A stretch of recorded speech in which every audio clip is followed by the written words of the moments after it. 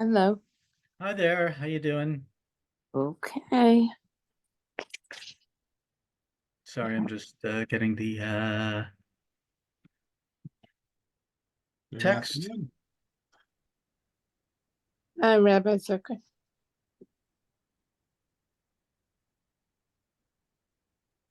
Wait a minute. Hi there, how you doing? Shalom Rabbi. טוב, מה שלומך? Heel goed. Is it snowing by you? Because I just see flurries here. It's doing something. Not by us. No? No. Wow. It was, It looks like it might, but so far nothing's come down. Yeah, no. and we had a little bit of whatchamacallit of sleep. flurries, but I'm not even sure it's continuing at the moment. Yeah, it's doing something out my window. I don't know. I'm more concerned, and I'm not really concerned about tomorrow. Got a funeral on the island. Wow. Give yourself enough time because the driving's not going to be fun. Exactly. Okay, it is winter. Yep. Ricky, how you feeling? Better, thank you. Good, good. Most of my voice back. Hello. That's good. Matt wants you to know that she's going to be on a bit late.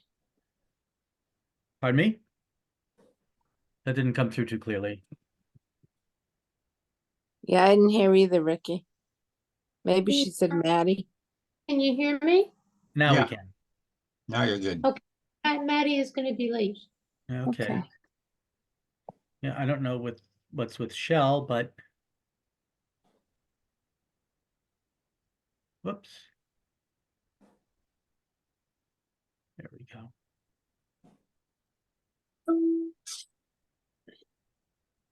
And I will make this larger.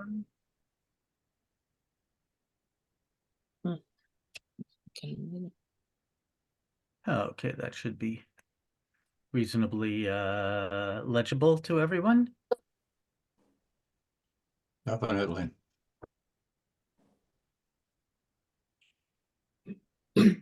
I'll wait one more minute. And then we'll get started. Professor Regensburg makes the point that the Makkah of Hoshech. We'll get to it. Are you going to talk about his thoughts? Yes. Okay. Yeah. We're going to read them even. Oh, okay, good. Yeah.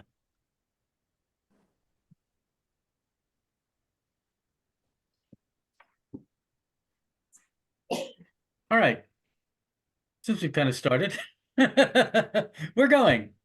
So I thought we'd look at the plague of darkness, Choshech, because there's not a lot written about it, to be honest. Probably a lot more in terms of sermonic material than actual interpretation, but there's a lot of interesting stuff in both. That's definitely worth taking a look at. So, and also we haven't studied it before, so why not? So first of all, let's just read. This is, of course, the next to last plague. And a number of commentators have pointed out that we have in our final three plagues a number of a certain shared characteristic. Now, you can read Fox, you can read Sarna, you can read Greenberg. There are any number of commentaries that talk about how the plagues are structured within our narrative in Exodus. Generally in groups of three, and of course we have going back to Rabbi Yehuda, whatever the abbreviation that we have, the Talmudic abbreviation of the plagues that we have in the Haggadah. They're in groups of 3, 3, 3, and 4. So But anyway, the last three plagues all to some extent deal with darkness.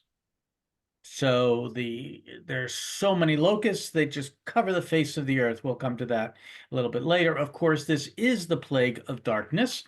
And then when does the striking down of the firstborn come? At night. Midnight, at night. So there is a real and I think even within the narrative, all that Egypt has endured has been horrible. But this really these just top it off. It's really being terrible. So let's take a look at this. Who would like to read first the biblical text? I can read. Okay, thank you. God said to Moshe, stretch out your hand towards the heavens and let there be darkness over the land of Egypt, so that they will feel darkness. Moshe stretched out his hand toward the heavens, and there was gloomy darkness throughout all the land of Egypt. For 3 days, no one could see his brother, and no one could arise from his spot for 3 days. But for all the children of Israel, there was light in their settlements. Okay, so what are some of the things that stand out in this short description? Feeling darkness. Yes, they will feel darkness. And how is it described? As choshech afela, they translate here, Fox translates here, gloomy darkness. It's really darkness. It's really dark. Anything else? It said no one could arise from his spot. Even people who are blind, I think, could get up. So somehow this darkness kept them even from getting up. Yeah, they were afraid to move. Yeah. The Midrash goes into it more. Those who were sitting couldn't stand. Those who were standing couldn't sit, and well, whatever. Everyone was afraid to move. It was so dark. However, For the Israelis, they could. Israelites. Israelites. They're not Israelis yet. Yeah, I know. They had light. They weren't Right. affected. Okay, so something else that really stands out is this the distinguishing between Israel and the Egyptians. Okay, so it's kind of a short bit. There's no warning. We don't have Moshe going down to the river or meeting Paro at the river. So some of the other characteristics that we see in some of the other plagues, and they can be distinguished by what are some of the details that all of them face. How the different plagues are presented. Hi, Maddie. I hope nope. Now she's connected. Hi, Maddie. So short, but some unusual elements. So let's take a look now. First of all, we should always read Rashi. There's more to Rashi, but I just wanted to pick out one thing. So you want to go on? Well, let me read it in the Hebrew. Avayamesh choshech. He's commenting on that line. They will feel darkness. V'yachshich aleihem choshech. And it will darken for them darkness. Yoter mecheshko shel laila. Even more than the darkness of night. So again, it's picking up on this choshech afela, this totally darkness that can even be felt. Choshech shalayla yachamish v'yachshich od. The darkness of night shall become even more black and dark. This is, this is better than, what's the newest thing in TVs now? QED, LC, QD. Well, I don't even remember, but it's the blackest of blacks. It's dark. If you're into photography, it's dark room darkness. Yes. So Rashi's explanation is that this is just utter darkness, the darkness that you almost can't understand. And let's go on. Go ahead now, Carol, with Ibn Ezra. Now the meaning of so that they will feel darkness is that they will feel the darkness with their hands. For the darkness shall be so thick that the light of a fire shall give off shall No, give that off should be shall not give up. not give off light, nor a candle. The proof is no one could see his brother, neither by the light of day nor by candlelight. So it's so dark that nothing can pierce the darkness. It's as if a black hole landed on Egypt at this time. Not even light can penetrate.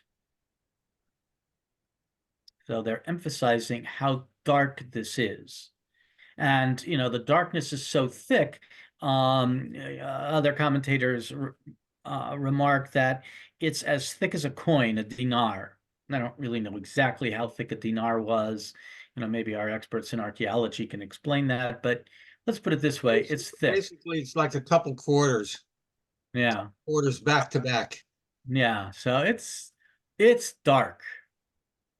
Hmm. And now let's go on to Sforno. So that they will feel darkness. This will remove the natural darkness of night. The reason is that the darkness of night consists of air ready that is capable to absorb light, and this darkness is only the absence of light. However, this darkness would be air incapable of absorbing light because of its great thickness. The absence of light would not only apply because Would this not was apply. would not apply because this was incapable of absorbing it. Therefore, no one could see his brother, for neither the light of a candle nor a torch would be enough. Okay, and here too, Ibn Ezra and Sforno emphasizing that this darkness is not natural, which of course fits in very well with the whole narrative of the plague. On one hand, these plagues are natural phenomena. On the other hand, they're not totally natural phenomena. They're in character different than what people normally experience when they experience these things, and that's why they're so horrible. Yes, they've got locusts. They've had locusts before, but locusts that totally cover the face of the earth. That about the Arba, it says, I always say that the Parsha people, the people who decided to divide, the Torah into Parshiyot, long after it was already divided into Sidarim, okay, had something there. In other words, why did they start a Parsha with the 8th plague? Okay, the answer is that the first 7 plagues all took place pretty much in broad daylight, with the 8th, 9th, and 10th are basically bringing Egypt into complete darkness in every sense of the word. The first is that the locusts come along and totally cover the point to you can't see anything but locusts. The second is, we're doing before Shem, but Kasudo thinks that the Choshech is a sandstorm, which would explain easily why you can't light a candle there. Okay, yeah. Wouldn't have any Sarna as problem well. with Sarna as well. Sarna as well. Comments. Probably Well, picks it up Sarna- from Kasudo. pupil Kasudos. So I don't mean that directly a pupil. I mean he goes in his derech. That's what I meant. School of Rembrandt. So that's what I'm saying here. And the 10th plague also takes place at night and brings total night into Egypt. So the Parsha crew starting a new, I'm calling it the committee, okay? Starting a new Parsha here is making a statement, okay? Every one of them is associated with Choshech. Yeah. The Bechorot is not the most intense. Machatzi Halayla, Right. Yeah, thank you. That's a good point about the parasha, because we talked about how these last three plagues are in fact all about darkness, and that commented on by many commentators. And but a good point that Dafka, the parasha begins with these, is made up of these last three plagues. So now moving beyond kind of just an interpretation of the text or an explanation of the text, we go on to Midrash Tanhuma, which kind of, we've already realized from the Mefarshim that we are dealing with something that is not natural, supernatural, if you will, that this darkness is totally beyond, and that's picked up here in this. There are a lot of midrashim, but I just chose this one because it's really reflecting on what is the unnatural darkness. What is its source? You can keep going, Carol. Stretch out your hand toward the heavens and let there be darkness. Where did the darkness come from? Rabbi Yehuda and Rabbi Nehemiah discussed the question. Yeah, it doesn't say discuss the question. If you see the Hebrew, it's just Rabbi Yehuda and Rabbi Nehemiah. That's kind of shorthand when it gives the name. They're obviously discussing this.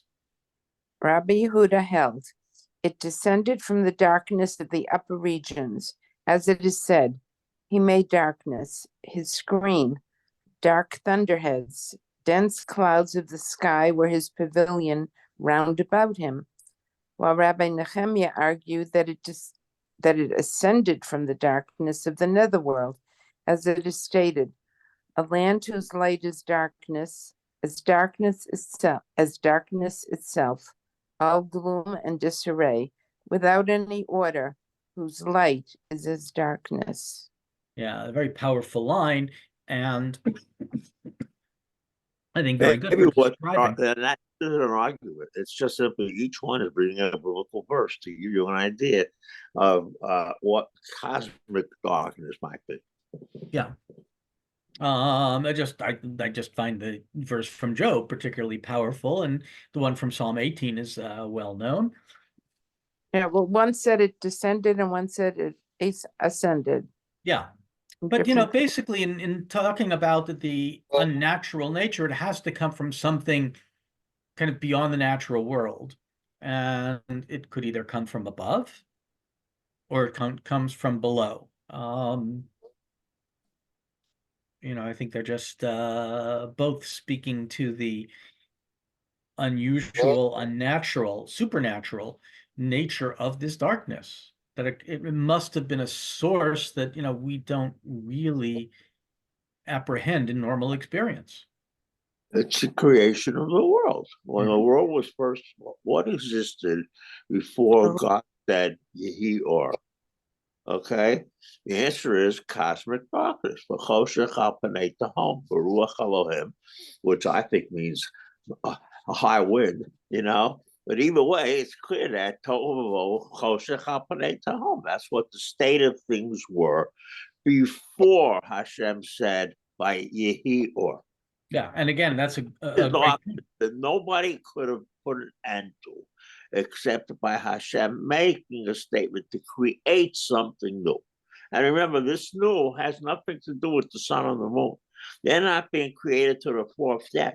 Okay? This is a demonstration that you can't do anything until the cosmic darkness has been shattered. Yeah, and that's a great point in thinking of a Bria, creation, because what is creation? On some level, is God putting everything in order. He's making separations, distinctions, ordering things. Here too, it's as if, all right, they have different opinions, Rabbi Yehuda and Rabbi Nehemiah, but it's as if God removes all of the divisions and distinctions and goes back to primordial darkness. Not totally unlike when God punishes the world and destroys the world through a flood. It's not just the rain from above. It's also from underneath. The breakers are, everything is opened. It's the water. The world was in chaos. I should say the cosmos was in chaos until God separated the light from the darkness, the waters from the land, and God reverses that at the flood. And here too, God has reversed creation, as it were, upon the Egyptians. Again, God brings a black hole down upon the Egyptians, and I wouldn't go too far with that physics X examination. So those are kind of those are kind of explanations of the darkness. So this darkness is supernatural. It's something that we've never experienced before, can never understand. And now Rabbi Zucker raised this before, that this may have a much closer connection in the context of where this is taking place, where the Israelites are seeing God's hand, and what's really going on, which picture that we kind of get in much of these narratives of the plagues. So first of all, I would like to read Sarna's commentary. I'll read. Okay, thank you, Maddie. Blotting out of the light of the sun for 3 days would have carried a powerful symbolic message for the Egyptians, for the sun was their supreme god, and its worship was pervasive in the official palace ritual.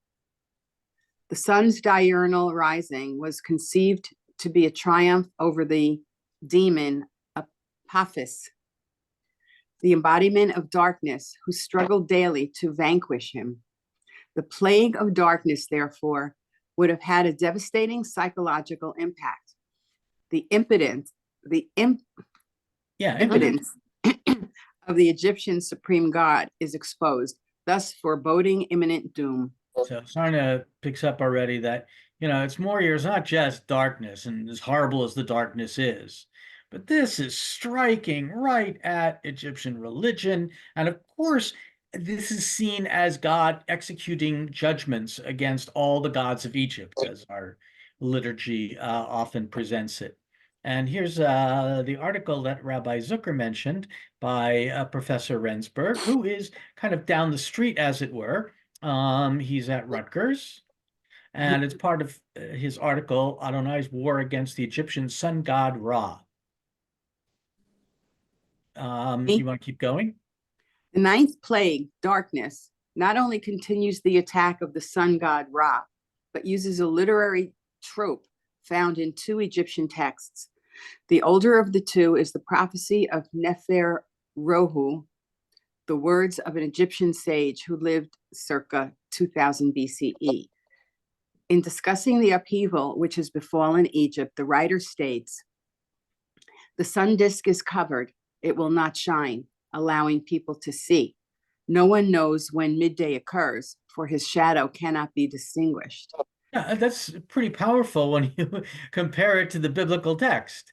And if he's living around 2000 BCE, we're not, this is, and especially for the Israelites living in Egypt, this probably was not unknown to them. And again, what you had mentioned before, Yehudi, Professor Rensburg also notes the unusual language. Maddie, can you read the footnote? Professor Rensburg notes the unusual language in the previous plague of locusts and its possible Egyptian context. Playing on this motif in 10:15, the text states that the locusts covered in Kol Haaretz, the eye of the whole land, a rare idiom in Hebrew, but one very much at home in the Egyptian language. This Hebrew phrase most likely is an adaptation of the Egyptian expression, the Eye of Ra, used to designate the sun and by extension, Egypt too. So yeah, there's some very good reason for believing that this particular plague is not just a plague of darkness, but that within the context, this is very much striking at the heart of Egypt. Not totally unlike, well, it's not the same, but if you remember in last week's Haftarah, Ezekiel presents God defeating Paro. The Paro makes himself as like the monster of the Nile. He's the ruler. He created the Nile, and he's the monster of the Nile, most likely an alligator. And God talks about hooking him and throwing him out into the desert, where an alligator is not going to survive all that long in the desert. So some of these comments may be very much speaking to the Egyptian context. Not just this is God performing a miracle, not just God attacking the Egyptians, but he's really hitting them where it hurts. Okay, Abor, a more specific parallel. A more specific parallel occurs in a later Demotic text known as Setne Kamwas and Si Osir.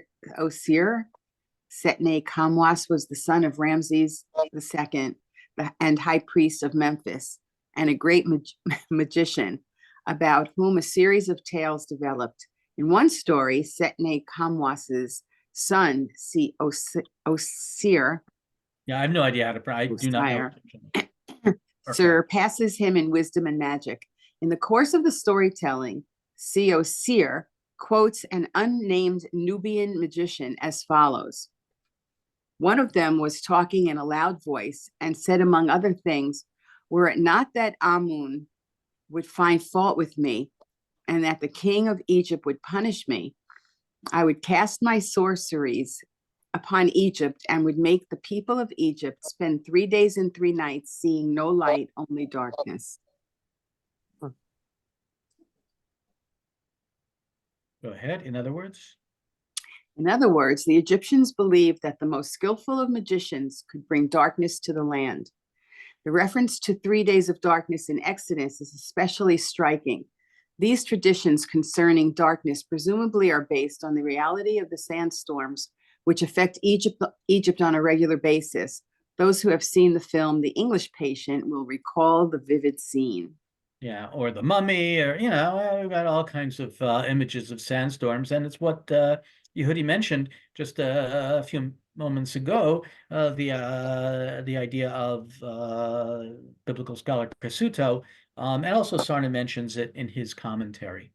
So here we have, from a historical, archaeological understanding of the context of the Exodus, that really gives even more power to this story. And even though this is this little piece of the plague of darkness is very quickly described, it clearly seems to be drawing on its context and indicating just how powerful, how significant this type of plague would be against the Egyptians.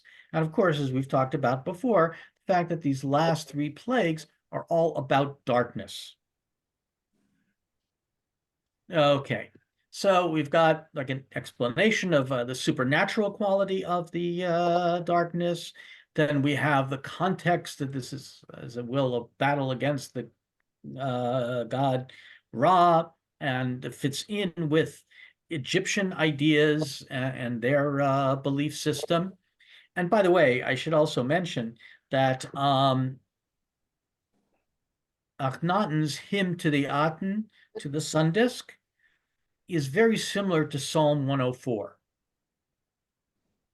And in fact, in Philip Glass's opera Akhenaten, he has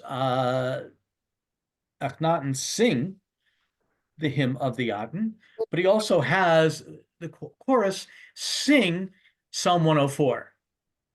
So if you like to hear Egyptian and you like to hear Hebrew, that's kind of interesting. And, except that I don't know about the hymn to Akhenaten, but Baruch Nafshi, Psalm 104, interestingly talks about Choshech in a much more benign way than it really is looked upon.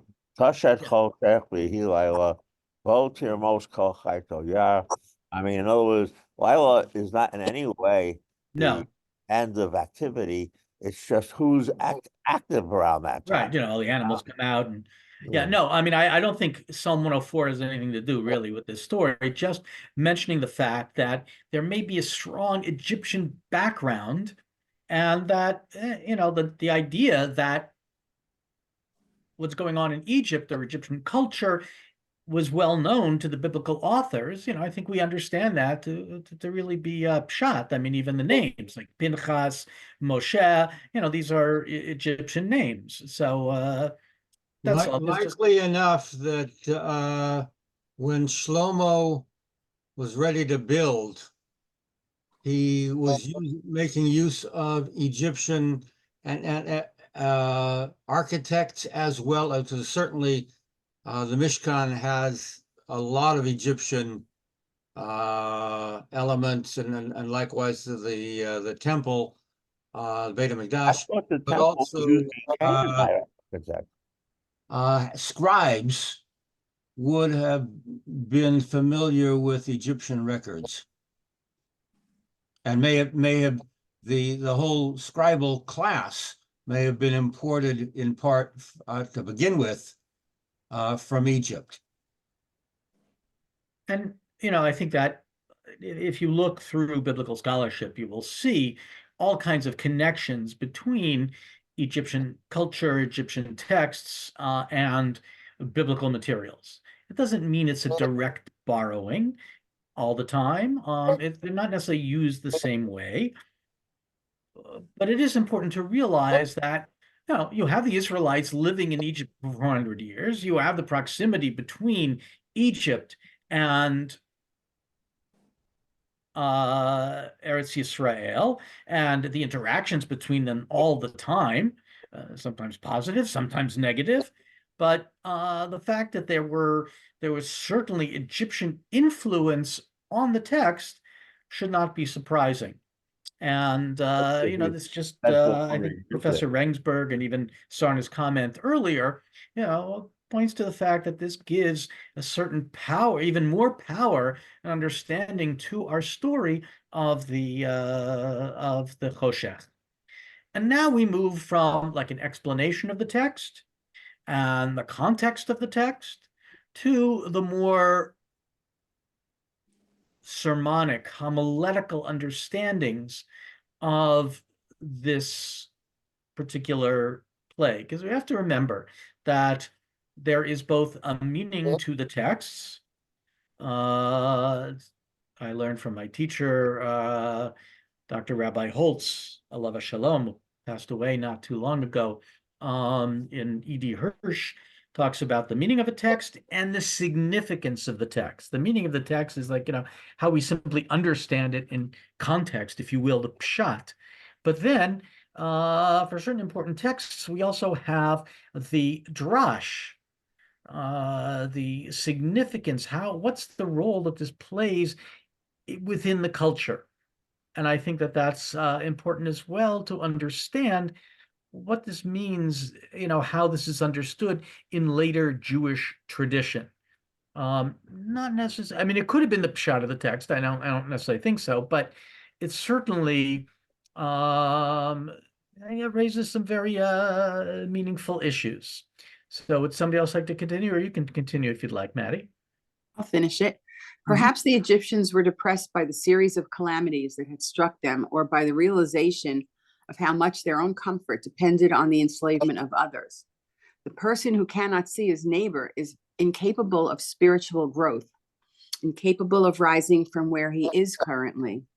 In Jewish legal discussion, defining how early one may recite the morning prayers, dawn is defined as when one can recognize the face of a friend. When one can see other people and recognize them as friends, the darkness has begun to lift. Now, of course, this is very clearly a sermonic reading. I think it's rather clever. Many of you may know that the opening Mishnah is Me'matai Karinet Shema Ba'arvit, from what time do we recite Shema in the evening? And then it goes on to describe, you know, from what time may one recite the Shema in the morning. And they distinguish, you know, what do we mean by dawn? Sometimes it goes by color when you can distinguish between white and kind of like a light green, blue. And this is one of the other interpretations, that when one can recognize the face of the friend, when you can really see another person, and then, when one can see other people and recognize them as friends, the darkness has begun to lift. It's a beautiful sermon. Rabbi Harold Kushner, alav shalom, was the person who prepared the Drash commentary for Eitz Chaim. So, that this would be beautiful is not a shock. But he's not the only one to say this. These ideas have been very much part of Jewish tradition.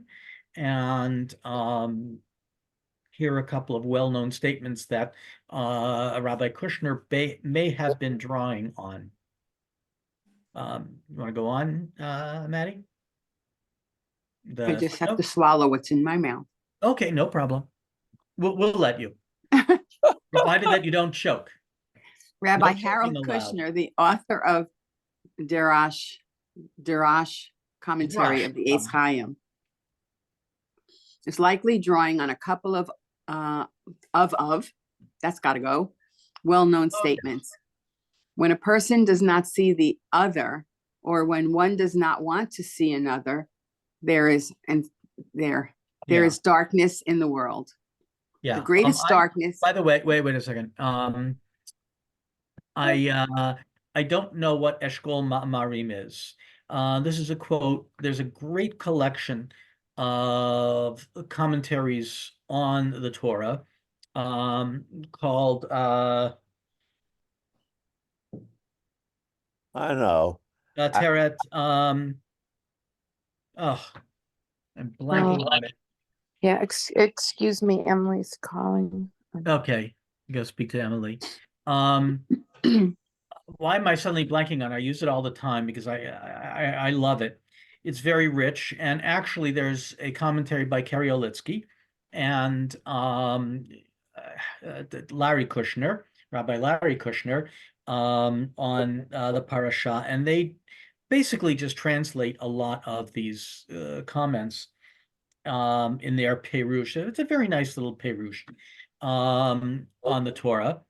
So, but I looked up Eshkol Ma'amarim and I couldn't find it. But it's still I think a lovely statement. When one does not see the other, one does not want to see another, there's darkness in the world. I think we're experiencing that now. I mean, the world doesn't really want to see the suffering of the Jews. They have no problem seeing the suffering of the Palestinians, which is fine. Though one could wish they saw the suffering of the Palestinians much sooner, and they couldn't see it the whole time that Hamas was causing them to suffer. But it's and certainly we don't need contemporary times. I mean, we can't. I don't want to refer everything back to the Shoah, because Jewish history is far more than just Shoah. But that was a time, and we've seen many great people since then say that evil is not bad people doing bad things. It's good people not doing anything about it. People remaining silent or turning a blind eye. We think of that phrase. And I think many of the issues that we struggle with and have always struggled with in humanity comes when people are unwilling to see another person and see what she or he is dealing with and what they are enduring. Even the phrase "V'ahavta l'reacha kamocha," love your neighbor as yourself, of course, in Hillel's formulation, "Mashasanu alach," that which is hateful to you, don't do to someone else. It starts with, can you see somebody else as you see yourself? Can you understand what they are dealing with? Well, that's the expression of, walking in that person's shoes. Pardon me? It's the same as walking in somebody else's shoes. Right. Yeah, Al tadin et chavercha ad shetegia limkomo. Don't judge your fellow until you are standing in his place in Pirkei Avot. I believe in Native American tradition, it's don't judge somebody until you've walked a mile in his moccasins. You know, I think every culture has got kind of the same thing. And so often today, you know, I see, you know, on the internet, whatever, people talking about, you know, before you judge someone, you don't know what's going on in their life. You don't know what's happening. You don't know what they're thinking. And you know, you don't have the full picture. I experienced that when I did a funeral in San Francisco. One of my congregants, her brother-in-law, sadly committed suicide. And, you know, frankly, that had been his whole life. He had struggled with issues, and the straw that broke the camel's back was he was cheating on his wife. They had just had another baby. They already had 2 kids. And the older of the 2 kids found out. And so he was just understandably feeling horrible. It was just part of this whole cycle of self-destructive behavior. It was very, very sad. And he attempted suicide, and then eventually succeeded. And in meeting with the family, you know, they didn't really want to talk about all that stuff. They said, you know, we don't, you know, we just want to talk about him as a father. He was an Israeli dance instructor. And you know, how much he loved his Persian heritage. Family was Persian. And after I did the funeral, 2 of the wife's friends came up to me. We were finishing the fura, adding the dirt, and they both said, you know, Rabbi, what you said was absolutely horrible. It was terrible. You don't know how much this woman suffered. You don't know what she put up with. And you spoke about him in such positive terms. It was disgraceful. You know, it hurt like hell to hear that, but I know how the family felt. And afterwards, one of my colleagues who had been close with the family when he had been in San Francisco wrote me a letter and says, you don't realize how much you helped that family. You don't realize how much your words meant to them and how you handled the whole situation. You know, again, you know, I realized even at the time that these women didn't know the whole situation. And, you know, unfortunately, and I've been guilty of it. I think we all have been becoming angry or frustrated with someone, and we don't know the whole situation. So we have to learn to be able to see the other, see the person. That's a powerful message. And then the second one, not all that different. Go ahead, Maddie, the greatest. Greatest darkness is when a person cannot see his fellow and does not share in another's pain. No one could see his brother. The result of such a thing, when one does not feel the pain of his fellow, nor shares the pain of another, feeling is dimmed and silenced, and no one could arise from his spot. He has no chance of rising. Yeah, it's very difficult to always have empathy, not just sympathy, but empathy, compassion. It's very hard.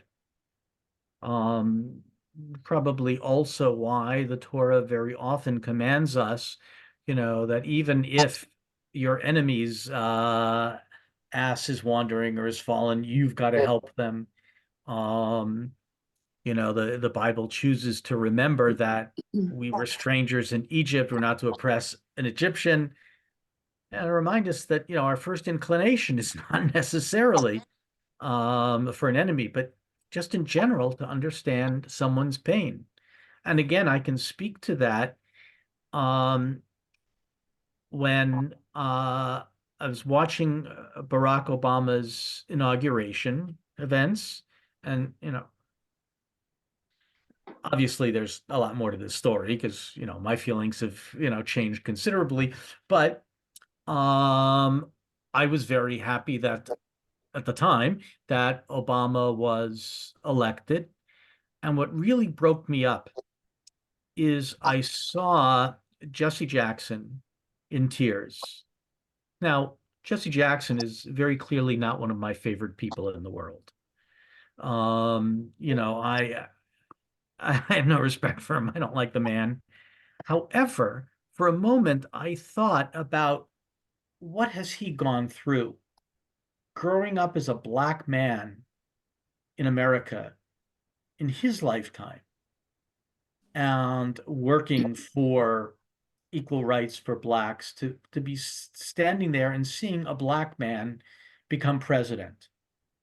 I mean, obviously there are more issues and it could be far more complicated, and I don't want to, you know, last thing I ever want to do is give a positive portrayal of Jesse Jackson. You know, but just for that moment, I realized, oh my God, what this must mean to him. And then I broke down. And I think we've all had that time when we just understand another person and understand, regardless of what we think about them or whatever, we understand their pain, their suffering, or their joy. Mhm. I think these are very, very powerful statements. And again, the beauty and power of our tradition, that we can not only interpret the text in a way to just explain it and understand it more fully, but that we can derive significance, that it has something to teach us and something to say to us, you know, even in our own contemporary situations. All that within the this short little bit about the plague of darkness. Comments, questions, additions?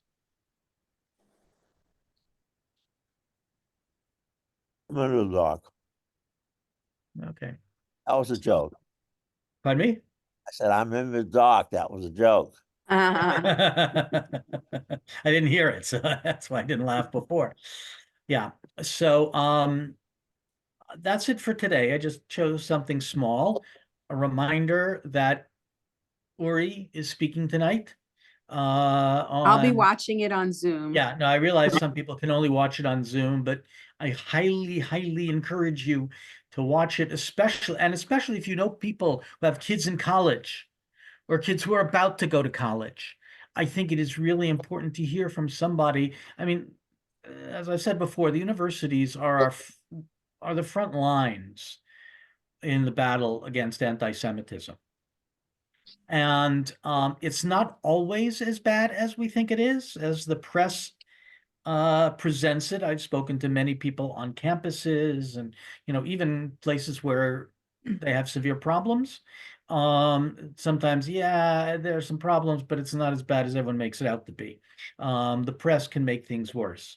On It's the a other lot worse hand, at the Ivy League as it is in many of the other schools. yeah, did I see mean, that it's article which rated them on the basis of how much anti-Semitism. I think I sent it to you. yeah, no, and it's been, you know, it's been on Facebook, it's been on, you know, all the social media sites, it's been on all the news sites. You know, the fact is, it's terrible. And you know, you have a lot of people coming forward, first of all, pointing out that this is not something that just suddenly popped up, that it's been there for some time. And I mean, you have administrators, you have professors talking about what they themselves have to put up with, not just the students. And you hear some of these stories, and they're horrific. You know, that, I mean, okay, people want to support the Palestinians. Fine.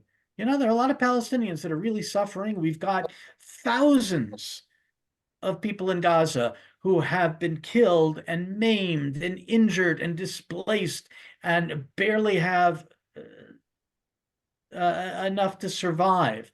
They are suffering. Now, one could Wait a also minute, ask Rabbi the Papa. question, Question is, who are you caused that? supporting just the Palestinians? Pardon Or me? are you supporting just the Palestinians? No. I'm Wait, saying, can I just get done? What I'm saying is, it's one thing to support the Palestinians. It's another thing to support Hamas Yeah, as the that's what I'm regime that getting at. rules the Palestinians. Yeah, that's what I'm getting at. When professors at universities, some of our best universities, no less, get up and acclaim what Hamas did, that is so far beyond the pale. You know, and again, what's telling is taking a look at what happens in some of the protests. Now, is anybody doing any fundraising for Gaza? Do we hear about people really trying to say, well, what can we do to help Gaza rebuild? What can we do to support Palestinians? No, all they're doing is condemning Israel, praising Hamas. That has nothing to do with The compassion. fundraising is going to Hamas. Yes.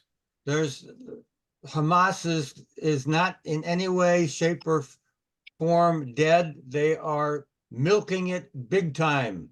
And they are And quite milking honest. They what's- have said that, you know, it's the job of the UN and Israel to take care of the people of Gaza. We have to protect ourselves. All of our materials, all of our tunnels, that's for us to protect us.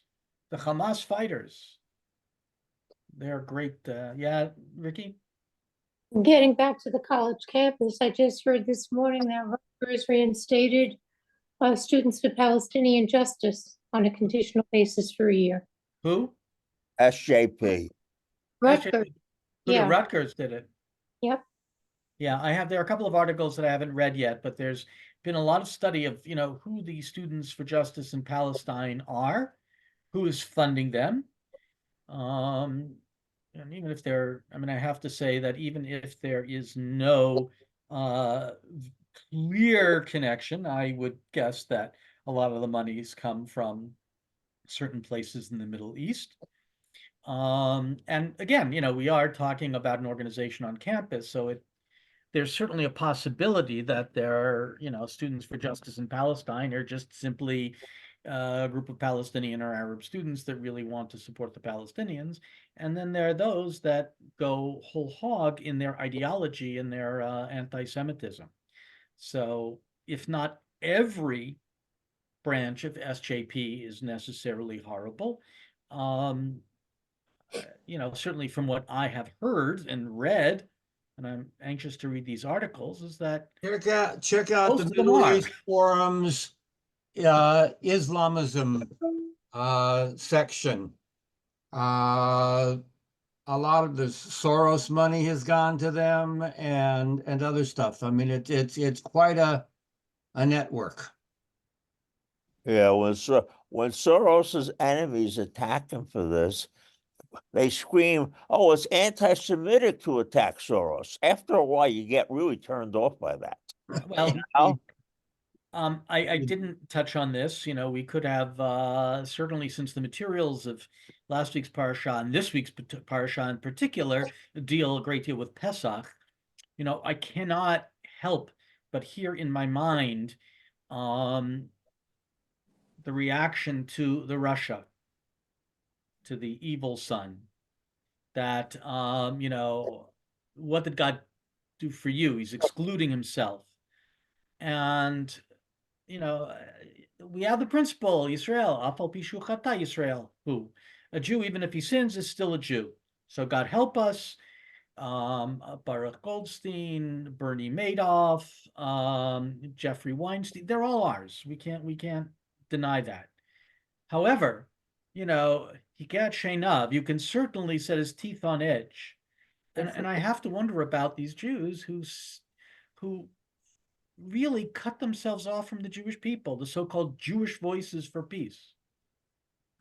And I still have to read the article, though I've been hearing about it even before you sent it to me, Yehudi, and thank you for doing so, from the New York Times, this whole discussion about who is a Jew. And I have to say, honestly, this is Charlie Popke. I understand people trying to make a distinction between Judaism and Zionism, and I could argue that, yes, Zionism is a political movement that was created in the 19th century, but if you really understand Judaism, I don't think you can separate it from Zionism. You know, the first Jew makes Aliyah, Avraham. And whether one takes the Bible literally or figuratively, you know, certainly for 3,000, perhaps 3,500 years, the Israelite people have seen this connection between Eretz Yisrael. We've had Jews living in Eretz Yisrael. We've had Jews moving to Eretz Yisrael. And the Zionist movement would not have been able to be created without 2,000 years of Jewish Chibat Zion, just to mention. Let's put it simply. Or Zionism. Herzl got shot down when he proposed Uganda. Yeah, right. And I remember having a discussion with my friend Bob, you know, who does interfaith stuff. We were at a Jewish Muslim group. This is before COVID. And you know, some of the Muslims were talking, and you know, they're trying to make this distinction between Zionism and Judaism, and no one was correcting them at the time. And I think that was not necessarily the place to do so. But afterwards, I commented, I said, you know, they're making a distinction that doesn't really exist. They said, yeah, I know. I want to see. He's in the state. Bob is in the States now. I want to see if I can get him, because I would like him to speak on the topic of doing interfaith